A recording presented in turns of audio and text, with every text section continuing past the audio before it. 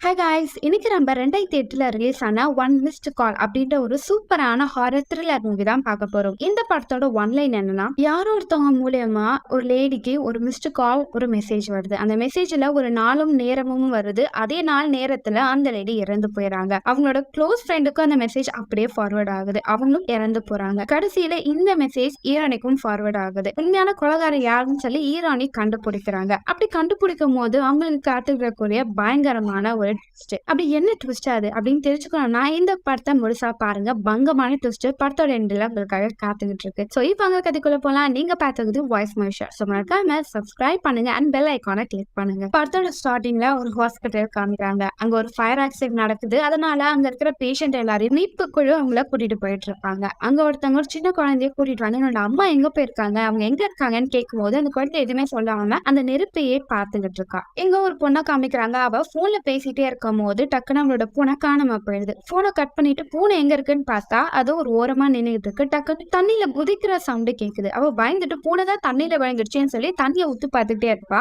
டக்குன்னு ஒரு கை வந்து அந்த பொண்ணை தண்ணியில இழுத்துட்டு போயிடுது. கொஞ்ச நேரம் கழிச்சு அந்த தண்ணிக்கு மேல ரெட் கலர் மிட்டாய் வெளியே வருது. இப்போ ஒரு ரோட்டை காமிக்கிறாங்க. மக்கள் எல்லாம் போனும் கையுமாவே சுத்திட்டு இருக்காங்க. ஒருத்தங்க குழந்தை தள்ளிட்டு போறாங்க, அவங்க கையிலும் ஒரு போன் இருக்கு. அது மாதிரி எல்லாருமே போனுக்கு ரொம்ப இம்பார்ட்டன்ட் தர மாதிரி இந்த வியூவை காமிப்பாங்க. இப்போ ஒரு வீட்டை காமிக்கிறாங்க. அந்த வீட்டுக்குள்ள ஒரு பார்ட்டி நடக்குது. எல்லாருமே ஜாலியா என்ஜாய் பண்ணிக்கிட்டே இருப்பாங்க. அங்க நம்ம ஹீரோனியும் இருக்கா. இவங்க வீட்டுல தான் இந்த பார்ட்டியே நடக்குது. அவனோட பேரு பெக். அவனோட ஃப்ரெண்டு கூட இருக்கான் பிரைன். டேய் லுக் விட்டது போதும் வந்து எனக்கு உதவி பண்ணடா அப்படின்னு சொல்லிட்டு சமைச்சுக்கிட்டே இருக்கும் போது டக்குன்னு ஒரு காலிங் பெல் சவுண்ட் கேட்கும். யாராவது கதவை தோறாங்க அப்படின்னு சொல்லுவாங்க. ஆனா யாரும் கண்டுக்க மாட்டாங்க. சரி நம்மளே போலாம் அப்படின்ட்டு எழுது கதவு கிட்ட போவாங்க. அவங்களுக்கு சில விஷுவல்லாம் வந்துட்டு போகும். பயந்துட்டே கதவை திறப்பாங்க. யாருன்னு பார்த்தா அவங்களோட ஃப்ரெண்டு தான் இருப்பாங்க. அவங்க பிளாக் கலர் ட்ரெஸ் போட்டு ரொம்ப சோகமா இருப்பாங்க. என்னாச்சு வா அப்படின்னு சொல்லிட்டு அவங்க ரூமுக்கு கூட்டிட்டு போவாங்க. இவங்களோட பேரு லியான். இவங்க என்ன சொல்லுவாங்க, என்னோட ஃப்ரெண்டு இறந்து போயிட்டா, அவளுடைய ஃபியூனரலுக்கு தான் போயிட்டு வந்தேன், பாவம் அவங்க அம்மா அப்படின்னு சொல்லிட்டு அவ சூசைட் பண்ற அளவுக்கு பெரிய விஷயம் எதுவுமே நடக்கலையா, அவ எப்படி இறந்து போனா அப்படின்ட்டு அந்த சம்பவத்தை சொல்லிட்டு இருப்பாங்க. லென்சியோட போன்ல ஒரு மெசேஜ் வரும். லென்சியும் என்னோட போன்ல இப்படி ஒரு ரிங்டோனே இல்லையே அப்படின்னு சொல்லிட்டு அந்த போனை எடுத்து பார்த்தா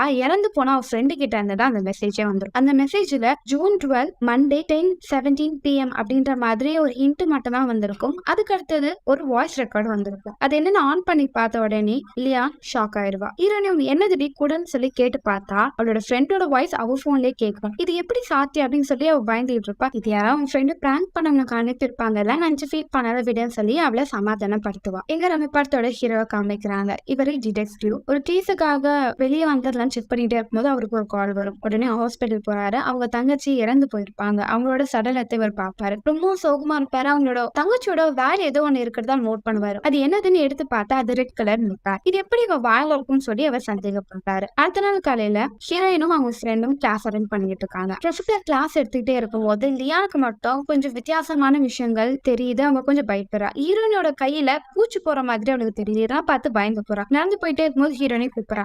நீ ஓகேவா, என்னாச்சு, ரொம்ப டல்லா இருக்கு அப்படின்னு கேட்கும்போது, இல்ல நான் நைட் எல்லாம் தூங்கவே இல்லை, எதனால, கொஞ்சம் ஒர்க் எல்லாம் இருக்குல்ல, சரிவா காஃபி குடிக்கலாம், இல்ல எனக்கு இங்க இருக்கிற லைப்ரரிக்கு போறேன், உடனே அப்புறமே பாக்குறேன்னு சொல்லிட்டு அவன் அங்க வந்து போயிருவா. அப்படியே அவன் படிச்சுட்டே இருக்கும் போது அங்க ஒரு வாய்ஸ் கேட்கும். 5 மணி ஆக போது, நாங்க இந்த பில்டிங்கை க்ளோஸ் பண்ண போறோம், எல்லாமே சீக்கிரமா வெளியே போயிருங்க அப்படின்னு. அவனும் வெளியே வருவான். டக்குன்னு அந்த இடமே இருட்டாயிரும். அவன் நடந்து வரும்போது அவளை சுத்தி எல்லா விஷயமும் வித்தியாசமா தெரியும். அவங்க கண்ணுக்கு பேய்கள்லாம் தெரியும். பயந்துகிட்டே இருப்பா. அவங்களோட ஃப்ரெண்டுக்கு கால் பண்ணுவா. உங்ககிட்ட நான் ஒரு முக்கியமான விஷயம் சொல்லணும். அந்த கால் வந்ததுல இருந்து சில பயங்கரமான விஷயங்களும் என்ன சுத்தி நடக்குது. இது நம்புறதா வேண்டாமான்னு எனக்கு தெரியல. அவங்களோட ஃப்ரெண்டும் எதுவா இருந்தாலும் என்கிட்ட சொல்லு, நம்ம இப்ப எங்க இருக்க, இல்ல நான் ஸ்டேஷன் கிட்ட போறேன், அங்கேயே என் வீடு கிட்ட தான் நான் உன்னை வந்து பாக்குறேன் அப்படின்னு சொல்லிட்டு இப்ப அவனோட ஃப்ரெண்டு நடந்து போயிட்டே இருக்கும் போது அவள் கண்ணுக்கு எல்லாம் பேய்ங்க தெரிஞ்சுக்கிட்டே இருக்கும். பயந்துட்டே இருப்பா. படிக்கிற நடந்து போகும்போது இப்போ ஏதோ ஒரு ஆவி வந்து அவளை வேகமா தள்ளி விட்டுரும். கீழே ட்ரெயின் வந்துடும். அவ அப்படியே இடிச்சு கீழே வந்து இறந்து போயிடுவா. இதை பார்த்து அவ ஃப்ரெண்டும் ஷாக் ஆயிடுவா. அவ இறந்த பிறகு அவளோட கை ஒரு நம்பருக்கு டயல் பண்ண ஆரம்பிக்கும். இப்போ அடுத்த நாள் காலையில அவளோட ஃப்ரெண்ட்ஸ் எல்லாம் அவளோட ஃபியூனருக்கு வருவாங்க. அங்க டைலர்ன்ற ஒரு பொண்ணு என்ன சொல்லிட்டு இருப்பானா,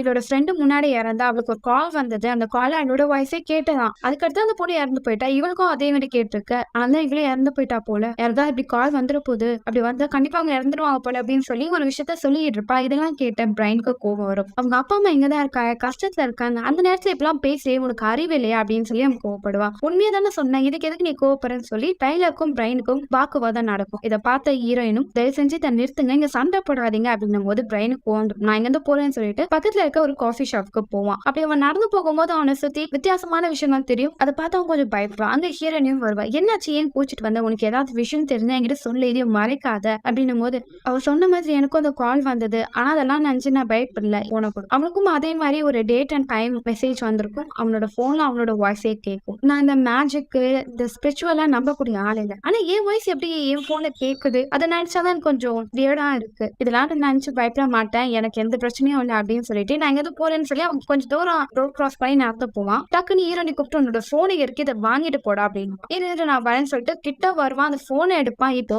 ஆப்போசிட்ல இந்த பில்டிங் அப்படியே வெடிஞ்சு செதறது. அதுல இருந்து ஒரு இரும்பு கம்பி அவனோட நெஞ்சில குத்தி அவன் அங்கேயே விழுந்து இறந்துடுறான். அவன் விழுந்த உடனே வாயில இருந்து ரெட் கலர் சாக்லேட் கீழே விழுது. இதை பார்த்து ஹீரோனி அப்படியே மிரண்டு போய் நிக்கிறாங்க. ஹீரோயின் இப்போ போலீஸ் ஸ்டேஷன் போறாங்க. நடந்த எல்லா விஷயத்தையும் அங்க தான் லேடி போலீஸ் கிட்ட சொல்றாங்க. ஆனா அவங்க எல்லாம் கேட்டுட்டு இல்ல மேம், நாங்களும் இப்ப இறந்து போன எல்லாரோட போனையும் செக் பண்ணோம், அது மாதிரி ஒரு வாய்ஸ் ரெக்கார்டே இல்ல, நீங்க கொடுத்த இன்ஃபர்மேஷனுக்கு தேங்க்யூ, ஏதாவது தேவைப்பட்டு உங்களுக்கு கால் பண்றோம் அப்படின்வாங்க. இதெல்லாம் கேட்ட ஹீரோனி அப்செட் ஆகி வெளியே போவாங்க. அதே தான் ஹீரோ இருப்பாரு. அப்புறம் அவங்க அந்த ஆபீசர் கிட்ட இறந்து போனவங்க எல்லாரோட வாயிலும் ரெட் கலர் சாக்லேட் இருந்தது, என் தங்கச்சி வாயில கூட இருந்துச்சு, எனக்கு தெரிஞ்சு இறந்து போன எல்லாருக்கும் ஏதோ ஒரு சம்பந்தம் இருக்கும், அந்த கேஸை நீங்க இன்னும் கொஞ்சம் தரவு செக் பண்ணுங்க போது இங்க பாருங்க, உங்க தங்கச்சி இறந்து போனதை நினைச்சு நானும் வருத்தப்படுறேன், ஆனா அதையும் இந்த கேஸையும் இன்வால்வ் பண்ணாதீங்க அப்படின்னு அந்த லேடி சொல்லிடுறாங்க. ஹீரோ வேகமா ஓடி போவாரு. ஹீரோனி கிட்ட பேசுவாரு. என்னோட தங்கச்சியும் இப்படிதான் கொஞ்ச நாளுக்கு முன்னாடி இறந்து போனாங்க, உங்களுக்கு என்னென்ன விஷயம் தெரியும் என்கிட்ட சொல்லுங்க, இது பண்றது யாரும் நம்ம கண்டுபிடிக்கலாம் அப்படின்னு சொல்லிட்டு அவரோட விசிட்டிங் கார்டை கொடுப்பாங்க. ஹீரோயின் அவளோட வீட்டுக்கு வருவா. வீட்டுக்கு வந்தவொடனே கீழே ஒரு பேப்பர் இருக்கும். அதை பார்த்தவ படிக்காமலே கிழிச்சு போட்டுறா. டக்குன்னு யாரோ அழுகிற சவுண்டு கேட்கும். யாருன்னு பார்த்தா டெய்லரும் இவ வீட்டுல தான் இருப்பா. அவ ரொம்ப சோகமா இருப்பா. என்ன ஆச்சு உனக்கு? நம்ம ஃப்ரெண்ட்ஸ் எல்லாமே இறந்துட்டே வராங்க. பிரைட் என்னோட பெஸ்ட் ஃப்ரெண்டு, அவன் இறந்துட்டான். இப்போ எனக்கும் அந்த கால் வருமா, நானும் இறந்துருவேன், எனக்கு பயமா இருக்கு. நீ அதெல்லாம் நினைச்சு பயப்படாத. என்ன உனக்கு இப்ப போன்ல இருந்து தானே மெசேஜ் வரும், இந்த போன் இல்லைன்னா நம்மளுக்கு எந்த பிரச்சனையும் இல்லை அப்படின்னு சொல்லி போன்ல இருக்க சிம்ம கைட்டி போட்டுருவாங்க. இதுமேட்டு எந்த பிரச்சனையும் இல்லை, வா தூங்கலாம் சொல்லிட்டு 2 பேர் தூங்க போயிருவாங்க. இப்போ டக்குன்னு ஒரு போனோட ரிங் டோன் சவுண்ட் கேட்கும். ஹீரோயினியும் டெய்லரும் அங்க வந்து நிற்பாங்க. போன்ல இருக்க சிம் எல்லாமே கேட்டுட்டு எப்படி கால் படுத்து யாரோடன்னு சொல்லிட்டு ஹீரோனி அவரோட போனை பாப்பா. போன்ல சவுண்ட் வராது, ஆனா டெய்லரோட போன்ல மெசேஜ் வந்திருக்கும். அதே மாதிரி நாள் டைமிங்கோட. அதை பார்த்தோன்னே அவ பயந்துருவா. அது மட்டும் இல்லாம அதுல ஒரு வாய்ஸ் ரெக்கார்ட் இருக்கும், வீடியோவும் ஒண்ணு இருக்கும். ஒரு பேய் கத்துற மாதிரி அதுல தெரியும். டெய்லர் இதை பார்த்து அழுக ஆரம்பிச்சிருவா, ரொம்பவும் பயப்படுவா. அடுத்த நாள் காலையில டெய்லர் அவளோட ஃப்ரெண்டு கிட்டலாம் போய் யார் இந்த வீடியோவை அனுப்புனீங்க, எனக்கு மரியாதையை டெலிட் பண்றீங்க அப்படின்னும் போது அவங்க ஹீரோனியும் வருவா. அதெல்லாம் வெளியே சொல்லாதீங்க வா அப்படின்னு சொல்லிட்டு அங்க ஒரு போன் ஷாப் இருக்கும். அவங்க கிட்ட இந்த சிம்மை வந்து மொத்தமா ஷட் டவுன் பண்ணிருங்க, எனக்கு இந்த நம்பர்ல காலே இந்த நம்பர்ல இருந்து வரக்கூடாது போது மேடம் அப்பெல்லாம் பண்ண முடியாது. அப்படியா, சரி ஓகே அப்படின்னு சொல்லிட்டு அங்க ரோட்லயும் அந்த போனை போட்டா 2 பேரும் உடச்சிருவாங்க. இப்போ ஓரளவு நிம்மதி, அப்பா பிரச்சனை போயிடுச்சு அப்படின்னு சொல்லி வீட்டுக்கு வந்துட்டு இருப்பாங்க. அப்படி வீட்டுக்கு வரும்போது வெளியே ஒரு வயசான நின்றுட்டு இருப்பாரு. அவரு டெய்லரை பார்த்து நான் ஒரு டிவி ஷோ வச்சிருக்கேன், பேய ஓட்டுற மாதிரி ஷோ, அது நீங்க அந்த ஷோக்கு வாங்க, அந்த பேயை விரட்டிடும், உங்களுக்கு பிரச்சனையே இருக்காது அப்படின்னா பிரெயின் வாஷ் பண்ணுவாங்க. இதை பார்த்து ஹீரோனியும் அதெல்லாம் ஒண்ணும் இல்லை, நான் நீங்க போறோம் அப்படின்னு உள்ள போவாங்க. இருங்க இந்த போனை வச்சுக்கோங்க, எதாவது தேவைன்னா எனக்கு கால் பண்ணுங்க அப்படின்னு போது டக்குனு அந்த போன்ல இருந்து திரும்ப ஒரு மெசேஜ் வரும். ஹீரோனி பயந்துருவா. அந்த மெசேஜ் கிளிக் பண்ணி பார்த்தா ஒரு வாய்ஸ் ரெக்கார்ட் இருக்கும். அது அந்த பொண்ணோடது தான். அதை பார்த்து அவரும் எப்படி இது இருங்க உனக்கு நான் உதவி பண்றேன்னு சொல்லி வேற. ஆனா ஹீரோனி உதவியே வேணாம்னு சொல்லிட்டு அவரோட ஃப்ரெண்டை உள்ள கூப்பிட்டு போய் கதவை டக்குன்னு லாக் பண்ணிடுவா. இப்போ கொஞ்ச நேரம் கழிச்சு ஹீரோனோட ஃப்ரெண்டோட கதவு லாக்ல இருக்கும். அவன் நான் என்னோட அப்பா அம்மாவை பார்க்க போறேன்னு வெளியே போயிடுவா. வீட்டுல காலிங் பெல் சவுண்ட் கேட்கும். என்னன்னு ஹீரோனி வெளியே வந்து பார்த்தா ஹீரோ தான் வந்து இருப்பாரு. அவர் என்ன விஷயத்த சொல்லுவாருன்னா, நான் உங்க ஃப்ரெண்டோட போன் எல்லாம் செக் பண்ணேன், உண்மையாவே அந்த வாய்ஸ் ரெக்கார்ட் நான் பார்த்தேன், ஹீரோவும் இறந்து போன எல்லாருக்கும் சாகிறதுக்கு முன்னாடி அவங்க ஃப்ரெண்டு கிட்ட இருந்து கால் வந்திருக்கு, அதுக்கடுத்து தான் இறந்து போயிருக்காங்க. அப்படின்னா என்னோட தங்கச்சி சாகிறதுக்கு முன்னாடி அவளுக்கு யார்கிட்ட இருந்து கால் வந்திருக்கும், உனக்கு தெரிஞ்ச விஷயத்த என்கிட்ட சொல்லு அப்படின்னு பேசிட்டே இருக்கும். சரி ஒருவேளை எனக்கு தெரிஞ்சிருச்சு, நான் அவங்களை கண்டுபிடிக்க போறேன்னு ஹீரோ வெளியே போவார். ஹீரோனி நானும் உங்க கூட வரேன், எனக்கும் இங்க என்ன நடக்குதுன்னு தெரிஞ்சுக்கணும்னு சொல்லி 2 பேரும் இப்போ ஓல்ட் ஹவுஸ்க்கு போறாங்க. ஹீரோ என்ன சொல்லுவாருன்னா, என்னோட தங்கச்சியும் நர்ஸா ஒர்க் பண்ணா, அவளுக்கு முதல்ல வந்த கால் வந்து ஒரு லேடி கிட்ட இருந்து வந்தது, அந்த லேடி இங்க தான் இருக்காங்கன்னு எனக்கு தகவல் கிடைச்சிருக்கு, நம்ம இங்க போய் பார்க்கலான்னு சொல்லி அந்த அபார்ட்மெண்ட்டுக்கு போவாங்க. கதவு தட்டுவாங்க, ஓப்பனே ஆகாது. பக்கத்து வீட்டுல இருக்கிற ஒரு பாட்டி ரொம்ப நாள் அந்த கதவு லாக்ல தான் இருக்கு, வீட்டுக்குள்ள யாருமே இல்லைன்னும் போது அவ கண்டுக்காம அந்த கதவை தட்டிக்கிட்டே இருப்பாங்க. இட சொல்றதே வேஸ்ட் அப்படின்னு சொல்லி அந்த பாட்டியும் உள்ள போயிருவாங்க. இப்ப கதவு எப்படியே ஓபன் பண்ணி உள்ள போய் பார்த்தா உள்ள எல்லாமே அப்படியே குப்பை மாதிரி இருக்கும், பழங்கள் எல்லாம் அழுகி போயிருக்கும். ரொம்ப நாளா வீட்டுக்குள்ள யாருமே வரலன்றதை அவங்களுக்கு புரிஞ்சு. ஹீரோயின் அங்க டேபிள்ல இருந்த கிழிஞ்ச பேப்பர் எல்லாம் பார்ப்பாங்க. அதெல்லாம் செட் பண்ணி பார்த்தா ஒரு குரூப் போட்டோ இருக்கும், ஒரு அம்மா 2 குழந்தை இருக்கிற மாதிரி. அதை பார்த்துட்டே இருக்கும்போது அங்க கபோர்ட்லயும் சவுண்ட் கேட்கும். என்னதுன்னு கிட்ட போய் பார்ப்பாங்க. பார்த்தா அங்க ஒரு பொம்மை டக்குன்னு தொங்கும். அதை பார்த்து பயந்துருவாங்க. ஹீரோனி அங்க இருக்கிற கண்ணாடியை பார்த்துட்டே இருக்கும்போது டக்குன்னு அவங்க பின்னாடி ஒரு வித்தியாசமான சவுண்ட் கேட்கும். அதனால ஹீரோனி ஹீரோனி பயந்துருவாங்க. டக்குன்னு அந்த வீட்டை விட்டே வெளியே வந்துருவாங்க. ஹீரோ அங்க இருக்கிற பொருள்லாம் தேடும் போது அவருக்கு ஒரு கேசட் ஒண்ணு கிடைச்சிருக்கும். ஹீரோனி வெளியே வந்த உடனே என்னாச்சு, ஏன் பயப்படுறீங்கன்னும் போது, இல்ல லியான் சாகும் போதும் பிரைன் சாகும் போது அந்த இடத்துல எனக்கு ஒரு சவுண்ட் கேட்டது, அதே சவுண்ட் தான் அந்த வீட்டுக்குள்ள கேக்குது, எனக்கு பயமா இருக்கு அப்படின்னாங்க. சரி வாங்க போலான்னு சொல்லிட்டு அவங்க ஒரு ரூமுக்கு போய் அங்க இருக்கிற வீடியோ ஃபுட்டேஜ் கிளிக் பண்ணி பார்ப்பாங்க. அதுல 2 குழந்தைங்க வீட்டுல இருக்கிற மாதிரி தெரியும். இதெல்லாம் பார்த்தோன்னே ஹீரோவும் என்ன யோசிப்பானா, ரீசெண்டா இறந்து போனவங்க யாரு, அதை வச்சு நம்ம அந்த லேடியும் அவங்க குழந்தைங்களும் கண்டுபிடிக்கலாம்னு சொல்லி ரீசெண்டா இறந்து போனாங்க எல்லாரோடும் டேட்டாவும் எடுத்து செக் பண்றாங்க. அதுல அந்த லேடியோட போட்டோவே இருக்காது. ஆனா அவங்க குழந்தையோட ஒரு போட்டோ இருக்கும். அவங்க குழந்தை ஆஸ்மா அட்டாக்னால இறந்து போயிருப்பாங்கன்னு. அந்த லேடியை பத்தி அவங்க விசாரிக்கும் போதுதான் அவங்க கொஞ்சம் மென்டல் ப்ராப்ளம் இருந்தது. அவங்க குழந்தைய அவங்க வந்து டார்ச்சர் பண்ணிருக்காங்க அப்படின்னு இந்த கேஸை ஒரு நர்ஸ் ஹேண்டில் பண்ணாங்க. அந்த நர்ஸ் யாருன்னா ஹீரோவோட தங்கச்சி தான். இதை தெரிஞ்சோடனே அவரு அப்படின்னா தங்கச்சி உங்களை பத்தி ஏதாவது டீட்டெயில் எழுதி வச்சிருப்பான்னு சொல்லி வேக வேகமா அவங்க வீட்டுக்கு போய் அவங்க தங்கச்சியோட டைரி எல்லாம் பார்த்துக்கிட்டு இருக்காரு. அதுல என்னென்ன எழுதியிருக்கோம்னா, முதல் குழந்தை மூச்சு விட முடியாம திணறி இறந்து போயிருப்பா. 2வது குழந்தையோட உடம்புல எக்கச்சக்கமான காயங்கள் இருக்கும். இதெல்லாம் அவங்க அம்மா தான் பண்ணிருக்காங்க. நாங்க அந்த குழந்தைக்கு ட்ரீட்மெண்ட் பண்ணும்போது திடீர்னு அவங்க அம்மாவும் அந்த குழந்தையும் டக்குனு காணாம போயிட்டாங்க. அதுக்கடுத்து ஹாஸ்பிட்டல்ல ஒரு பாண்ட் லாஸ்ட் ஆச்சு. அவங்க எங்க போனாங்கன்னே தெரியல அப்படின்ற மாதிரி தான் லாஸ்ட் எழுதி வச்சிருப்பாங்க. இங்க டெய்லரை காமிக்கிறாங்க. டெய்லர் அவங்க அப்பா அம்மாவை பார்க்க போல அந்த சாமியாரை பார்க்க தான் போயிருப்பான். அவரும் லைவ் வீடியோவா போடணும், பக்காவா எல்லாத்தையும் ரெடி பண்ணுங்கன்னு சொல்லிட்டு எல்லாத்தையும் ரெடி பண்ணிட்டு இருப்பாங்க. டெய்லரும் கொஞ்சம் பயப்பாங்கன்னா அவளோட போன்ல வந்த மெசேஜ் டேட்டும் இன்னைக்குதான் அவ சாக போறான்னு நினைச்சு பயந்துட்டே இருப்பா. ஹீரோனையும் டெய்லருக்கு கால் பண்ணுவா, எங்க இருக்க தயவு செஞ்சு அங்க இருக்காது, அங்க இருந்து வந்துடணும் போது இல்ல எனக்கு வேற ஆப்ஷனே இல்லை, இது ஒரு வழிதான், இதனால நான் தப்பிக்கலாம், எனக்கு வாய்ப்பு இருக்கு அப்படின்னு. சரி அங்கேயே நானே வந்து உன்னை பாக்குறேன்னு சொல்லிட்டு ஹீரோவும் டெய்லர் பார்க்க போறாங்க. டெய்லரை கூப்பிட்டு வச்சுட்டு சில மந்திரங்கள்லாம் ஓதுவாங்க. அப்படி பண்ணிக்கிட்டே இருக்கும்போது திடீர்னு அங்க இருக்கிற உருவங்களுக்கு எல்லாம் பேய் பிடிச்ச மாதிரி இருப்பாங்க. இதை பார்த்த டெய்லரும் பயப்படுவா. அந்த இடமே கரண்ட் கட் ஆயிரும்.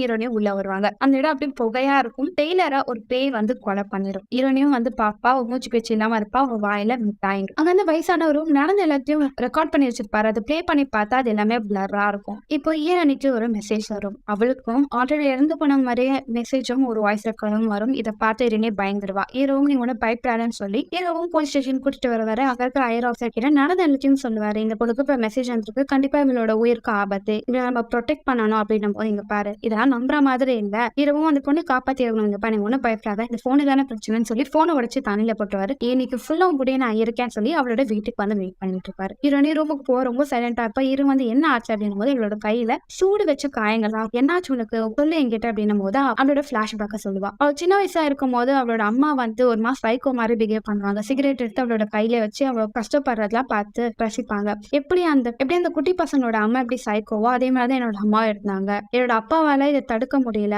என் அம்மாவும் முடிஞ்சவங்க அப்பாட்ட சொல்லு அப்படின்னாங்க. நான் வெளியே போய் பார்த்தா என் அப்பா தூக்குல தொங்கிட்டு இருந்தாரு. இப்போ எனக்கு யாருமே இல்ல கூட அப்படின்னு சொல்லி வருத்தப்பட்டு இருப்பாங்க. இப்ப ஹீரோக்கு ஒரு கால் வந்துடும். என்னன்னா அந்த சைக்கோ லேடிக்கு வந்து 2 குழந்தைங்க இருப்பாங்க. ஒருத்தங்க இறந்து போயிட்டாங்க, இன்னொரு ஒரு குழந்தை அனாதை இல்லத்துல இருக்கா அப்படின்றத சொல்லியிருப்பாங்க. அந்த குழந்தைய பக்கம் வருவாங்க. அந்த குழந்தை ரொம்ப சைலண்டா இருக்கும். அங்க இருக்கிற ஒரு லேடி இந்த குழந்தை வந்து பேசவே இல்லை, சைலண்டா தான் இருக்கான போது ஹீரோ போற அந்த குழந்தைகிட்ட பேசுவாரு. உன்னோட அம்மா எங்க இருக்காங்க, அங்கதான் உன்னை தாக்குனாங்களா அப்படின்னு கேட்கும் போது அந்த பாப்பா பேச சைலண்டா இருப்பா. அந்த பொம்மை கூட விளையாடிட்டு இருப்பா. திடீர்னு அந்த பொம்மையில இருந்து ஒரு சவுண்ட் கேட்கும். அதை கேட்டோன்னே ஹீரோனே பயந்துருவா. ஏன்னா இறந்து போன எல்லாரோட போன்ல வந்த ரிங் டோனு இதுதான். ஹீரோனுக்கு இதெல்லாம் கேட்டு கோவம் வந்துடும். அந்த குழந்தைய பிடிச்சிட்டு உன் அம்மா எங்க இருக்கா, அவ எங்க இருக்கா சொல்லு அப்படின்னு கத்திட்டு, நீங்க பாருங்க எனக்கு டைம் கம்மியா இருக்கு, இப்போ நான் அவங்க அம்மா எங்க இருக்காங்கன்னு கண்டுபிடிச்சு ஆகணும், அப்பதான் நான் தப்பிக்க முடியும். நான் என்ன பண்றேன்னா, நான் அந்த ஆக்சிடென்ட் எங்க நடந்தது, அதுல யாரெல்லாம் என்ன உயிரோட இருக்காங்களா இல்லையான்னு செக் பண்ண போறான்னு சொல்லிட்டு ஹீரோயின் கார்ல போயிட்டே இருக்கும்போது அங்க ஜன்னல அந்த குட்டி பாப்பா நின்றுட்டு இருப்பா. பின்னாடி ஒரு பெயின் நின்றுடும். இப்ப ஹீரோனி அங்க ஒரு இடத்துக்கு போவா.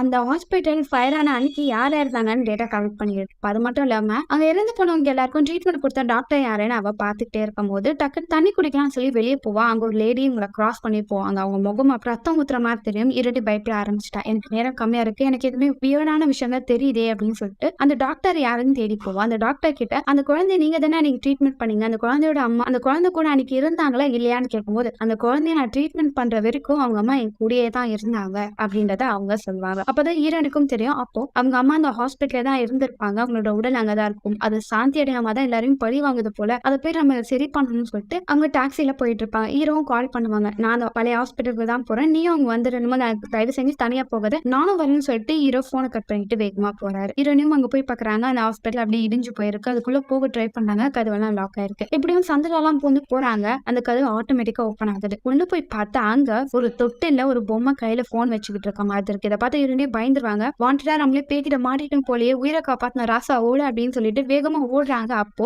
ஒரு பேய் அவங்கள தரத்தான உள்ள இழுத்துட்டு போகுது. போகும்போது அதை தள்ளி விட்டுட்டு அவங்க வேகமா ஓடி கதவு திறந்து பார்த்தா ஹீரோ அங்க வந்துடுறாரு. ஒண்ணும் இல்ல உனக்கு, நம்ம இங்க இருந்து தப்பிச்சிடலாம் அப்படின்னு சொல்லிட்டு கதவு ஓபன் பண்ண பாக்குறாரு. அங்க ஒரு இரும்பு கதவு பின்னாடி யாரோ வேகமா தட்டுற மாதிரி தெரியுது. ஹீரோனி மெசேஜ்ல வந்து அந்த டைம் இப்ப தொடங்கிடுச்சு. ஹீரோனி வேகமா ஓட பாக்குறாங்க. அப்படியே அவங்க வேகமா போகும்போது அங்க ஒரு டோருக்குள்ள அவங்க மாட்டிக்கிறாங்க. ஹீரோ யாரோ வேகமா வெளியே தள்ளி விட்டுறாங்க. ஹீரோனி அந்த ரூமுக்குள்ள லைட் அடிச்சு பார்த்தா அந்த லேடியோட உருவம் தெரியுது. ஹீரோனி தயவு செஞ்சு என்னை விட்டு என்ன ஒண்ணும் பண்ணாத அப்படின்னு சொல்லிட்டு இருக்கும்போது போன்ல திரும்பியும் ரிங் டோன் வர ஆரம்பிக்குது. அவ்வளவுதான், நம்ம காலி செத்தோம் அப்படின்னு யோசிச்சுட்டே இருந்துட்டு எங்க தப்பிக்கலாம்னு தேடி பாக்குறாங்க. எல்லா பக்கமும் லாக் இருக்கு. ஆனா அங்க ஒரு சின்ன ஓட்டு வழியா கதவு ஓப்பன் ஆகும். இது வழியா நம்ம போயிடலாம், வேற ஆப்ஷனே இல்லைன்னு சொல்லிட்டு ஹீரோனி அந்த ஓட்டு வழியா போய்கிட்டே இருப்பாங்க. வெளியே ஹீரோவும் தலையில பயங்கரமா அடிப்பட்டனால மயக்கத்திலே கிடப்பாரு. ஹீரோனி அந்த சந்து வழியா போயிட்டே இருக்கும்போது அங்க சின்ன டனல் மாதிரி இருக்கும். அதுக்குள்ள போய்கிட்டே இருப்பாங்க. அப்படி போகும்போது அங்க ஒரு அழுகிய போன சரடம் இருக்கும். அதோட கையில ஒரு போன் இருக்கும். அந்த போன்ல இருந்தா இவ்வளவு நாளா எல்லாருக்கும் கால் வந்துகிட்டு இருக்கு. அது வேற யாரும் இல்ல, அந்த குழந்தைங்களோட அம்மாவோட உடல் தான் அது. அவங்க இங்கேயே மாட்டி இறந்து போயிட்டாங்க அப்படின்றது அவளுக்கு தெரிய வருதாங்க. போனை எடுத்து அவங்க உடனே உடைக்கிறா. உடைச்சிட்டு திரும்பி பாக்குறா. இங்க ஹீரோவும் கண்ணை திறந்து பாக்குறாரு. கதவெல்லாம் உடைச்சிட்டு ஹீரோனிய தேடி வர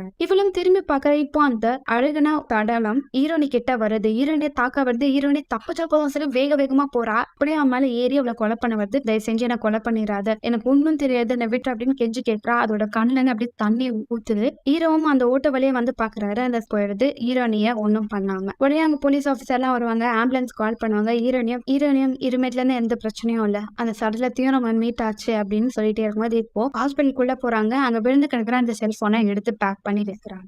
ஹீரோ வீட்டுக்கு கூட்டிட்டு வராரு. ஹீரோனி உங்களை நான் நாளைக்கு மீட் பண்ணணும், என்னை பார்க்க வாங்க அப்படின்றாங்க. ஜோருன்னு மழை பெய்து. ஹீரோவும் சரின்னு சொல்லிட்டு அவரு வீட்டுக்கு கிளம்பிட்டு போயிடுறாங்க. இங்க அந்த போனை பேக் பண்ணி ஒரு ஸ்டோருக்குள்ள வைக்கிறாங்க. இப்போ அந்த போன்ல இருந்து ரிங் ஆகுற சவுண்ட் கேக்குது. அது ஒரு ஆபீசர் எடுத்து பாக்குறாங்க. ஹீரோனியோட வாய்ஸ் கேக்குது. இப்ப ஹீரோ அந்த குட்டி பொண்ணை பாக்குறதுக்காக அந்த அனாதை இல்லத்துக்கு போறாரு. அந்த குழந்தை வரைஞ்ச டிராயிங் பாக்குறாங்க. அவங்க அம்மா அவருக்கா பக்கத்துல ஏதோ ஒரு வித்தியாசமான விஷயத்த வரைஞ்சிருக்கு. இது யாருன்னு கேட்கும்போது ஒருவேளை அவ கையில இருக்கிற அந்த பொம்மையா இருக்கும்.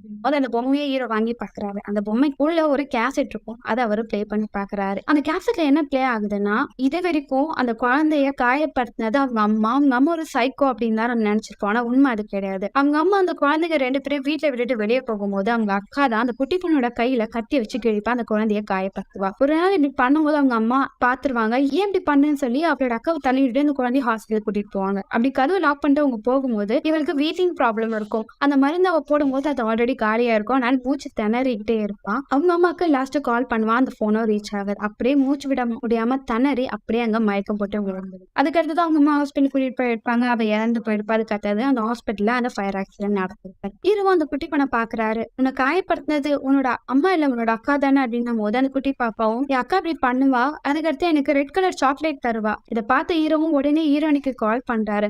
ஹீரோனி நல்லா ஹெட்போன் போட்டுட்டு பாட்டு கேட்டுட்டே இருப்பாங்க. அவர் உடனே வாய்ஸ் ரெக்கார்ட் பண்ணுவாரு. நீ நினைக்கிற மாதிரி உண்மையான பேய் அவங்க அம்மா கிடையாது, அவங்க பொண்ணு அப்படின்றத சொல்லுவாங்க. ஹீரோனி ஹெட்போன்ல பாட்டு கேட்டு திடீர்னு என்ன சவுண்ட்னு சொல்லி ஹெட்போனை எடுத்து பாக்குறா. அதுல வாய்ஸ் ரெக்கார்ட் இருக்கும். அதை கேட்டுட்டு இன்னொரு டக்குன்னு அவளோட ரூம்குள்ள யாரோ வர மாதிரி தெரியும். பயந்துகிட்டு இருப்பா. கீழே இறங்கி போவா. டக்குன்னு யாரோ கதவு தட்டுவாங்க. யாருன்னு பார்த்தா ஹீரோ தான். ஹீரோ நடந்த எல்லா விஷயத்தையும் சொல்லுவாரு. ஹீரோனி பயந்துகிட்டே இருப்பா. ஒண்ணு இல்லாம இங்க வந்து தப்பிச்சிருந்தான்னு இப்போ காலம் அவரு யாரதுன்னு சொல்லி அங்க ஓட்டையில பாப்பாரு. டக்குன்னு கத்தி வச்சு யாரோ குத்திடுவாங்க. ஹீரோ டொப்பன்னு கீழே வந்துருவாரு. அந்த கதவெல்லாம் உடைச்சிட்டு அப்படியே அந்த பொண்ணோட ஆத்மா பயங்கரமா ஆக்ரோஷமா வரும். இதை பார்த்து ஹீரோனே பயப்படுவா. என்னை விட்டு என்ன ஒண்ணும் பண்ணாத, தயவு செஞ்சு என்னை விட்டுன்னு கெஞ்சி கேட்பா. ஆனா அந்த பேய் அப்படியே ஹீரோனி கிட்ட வரும். அப்படியே ஹீரோனிய குள்ள பார்க்கும். அதுக்குள்ளேயே அவங்க அம்மாவோட ஆத்மா வந்து அந்த பேய அடைக்கிடுவாங்க. அந்த போனுக்குள்ள வச்சிருவாங்க. இப்போ அந்த போன்ல இருந்து ஆட்டோமேட்டிக்கா ஒரு நம்பர் டயல் ஆகுது. இங்க ஹீரோ இறந்து போயிருப்பாரு. அவரோட வாயில அந்த ரெட் கலர் மிட் ஆயிருக்கு. ஹீரோனிக்கு என்ன பண்ணன்னு தெரியாம எழுந்து நடக்கிறாங்க. அந்த போன் திரும்ப ரிங் ஆகுது. இதோட இந்த படத்தை முடிக்கிறாங்க. படத்தோட எண்டுல என்ன காமிக்கிறாங்கன்னா, அந்த பேயோட ஆட்டம் இன்னும் முடியல, இன்னுமே தொடங்கும் அப்படின்ற மாதிரி தான் சொல்றாங்க. இதுல இருந்து ஹீரோனி மட்டும் இப்போதைக்கு தப்பிச்சிருப்பாங்க. எப்படி இருந்தது படம்? படத்தோட எண்டுல சூப்பரான ட்விஸ்ட் இருந்துச்சுல. இந்த படம் உங்களுக்கு பிடிச்சிருக்கும்னு நினைக்கிறேன். அடுத்த ஒரு வித்தியாசமான படத்தை உங்களை சந்திக்க வரேன். Until then, bye bye.